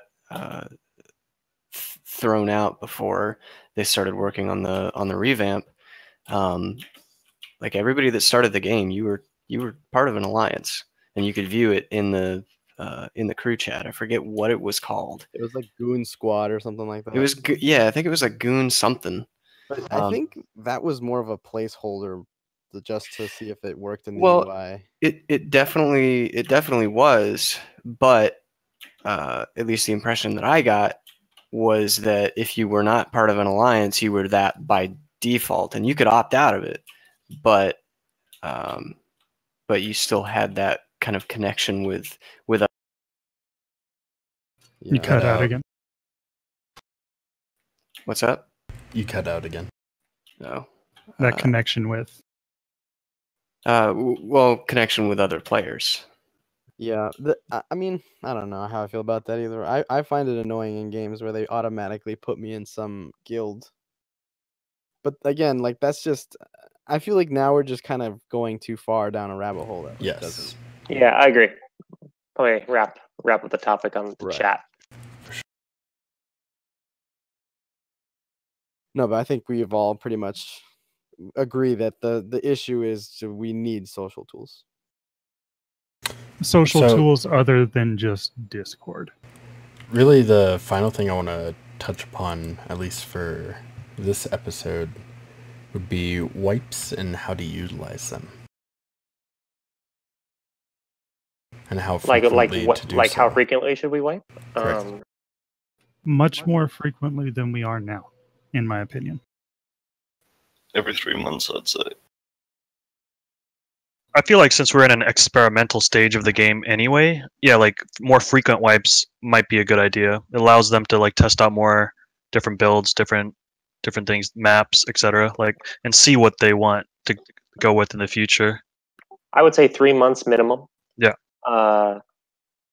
Because just early access, you're still running a game. You still have concurrent players. Right. 3 months may get them play. A lot of players who don't play as much as we do. That's they're not going to make so much progress, and it's going to feel really bad if they keep getting wiped. So at the very least 3, I would say. On that note, what do you think about the idea of boosts? Like even in a quote unquote live game, I mean, we're not at retail 1.0, but is a boost something that would make sense for players? Would it be something that would be frowned upon? Like, would it? A boost? What do you mean by boost exactly? I think it would be heavily frowned upon. Okay. I'm just curious. And stuff like yeah, that? like if you've made a character and you've gotten to a point and then your character gets wiped, why not give you a fraction of what you had previously? Oh, you're saying if you got wiped. That's what you're saying. Well, I mean wiped with a server wipe. No, yeah, I think that would be frowned upon by most people. Yeah, because you punish the newer players who maybe didn't play. Yeah. Yeah.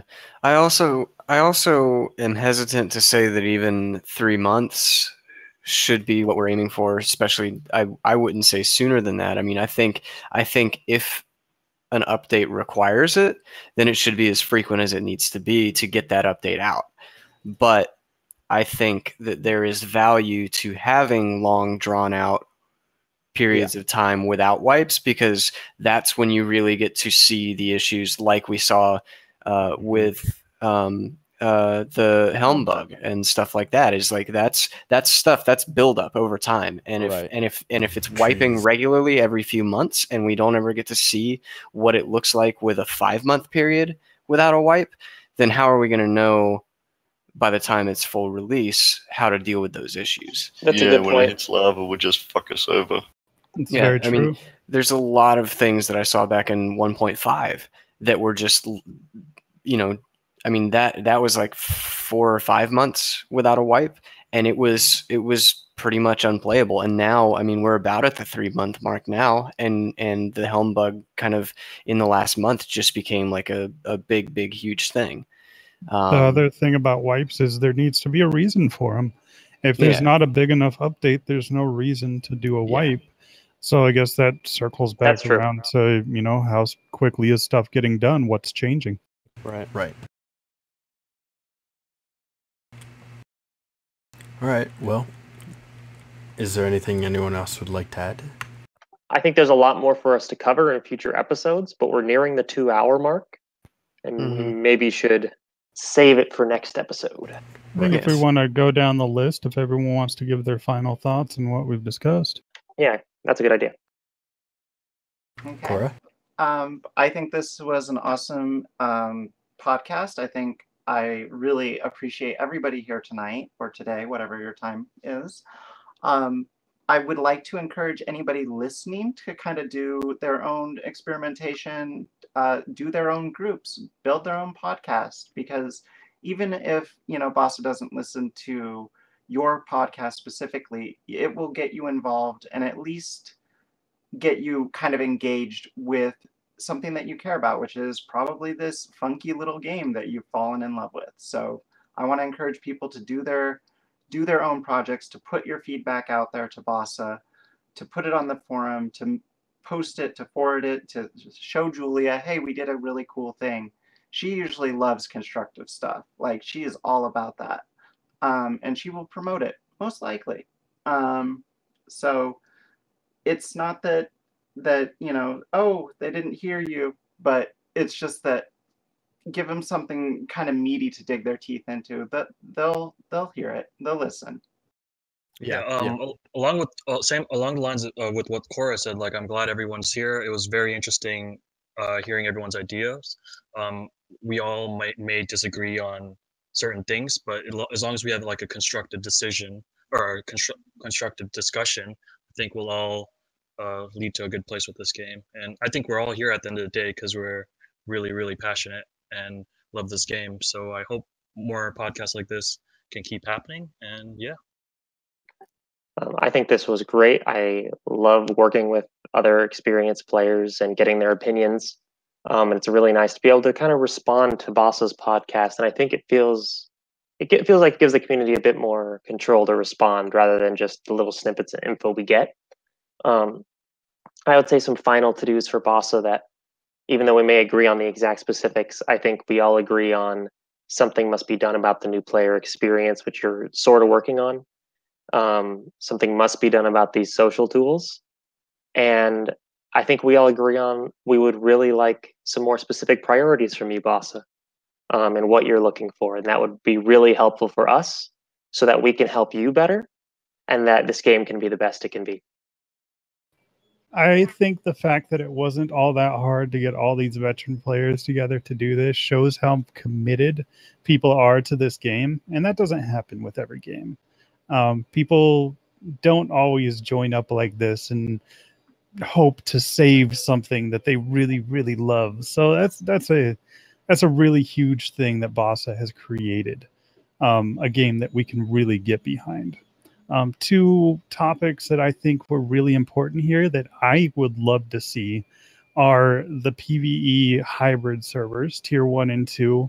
And then the other idea was the organic segregation between tier 2 and tier 3 with really hard walls on top tier ships. I think that's a great idea to not make it so much of a just you can't go there, but it's going to be hard for you to go there. I love that idea, and I think those are things that people should really think about.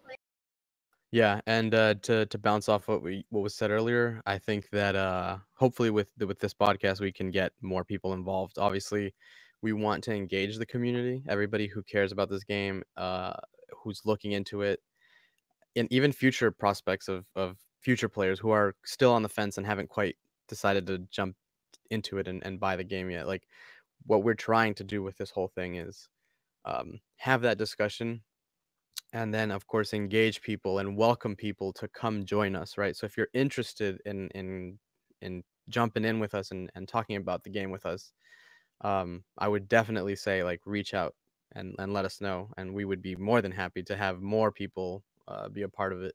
And of course, you know, I know that Bossa will definitely support this whole thing if you know, if we really show them what we can do as a community. Absolutely. Yeah, it's really nice to have everybody come out and give their opinion so we can give something straight to Bossa. I agree with a lot of stuff tonight, but I'm kind of social anxiety, so I don't talk a lot. We appreciate you trying. Yeah, well, it is what it is. I'm gonna have to think a lot on this, and I'll probably re-listen to it a couple times before the next time we do this, so I got a little bit more of a basis to respond and reply. Definitely. Yeah, I'd love to have you back. You're up, Snappy. Oh, is it my turn? Okay. Yeah, so I think